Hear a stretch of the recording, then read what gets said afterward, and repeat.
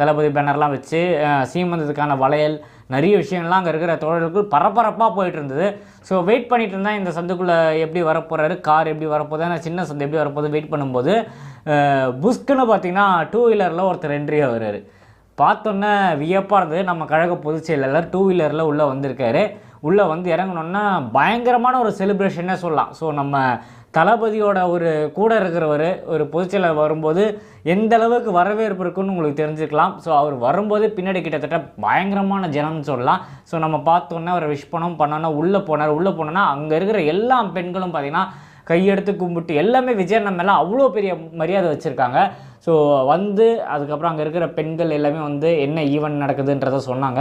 So கிட்டத்தட்ட 51 கர்ப்பிணி பெண்களுக்கு பார்த்திங்கன்னா அங்கே சீமந்தம் நடத்தி வச்சுருக்காங்க. அங்கே சுறாவேல் அண்ணன், ராஜேஷ் அண்ணன், அங்கே இருக்கிற மகளிர் அணி, அங்கே வட்ட நிர்வாகிகள் எல்லாருமே சேர்ந்து இந்த நிகழ்ச்சியை வந்து பயங்கரமாக ஆர்கனைஸ் பண்ணியிருந்தாங்க. ஸோ எல்லா லேடிஸ்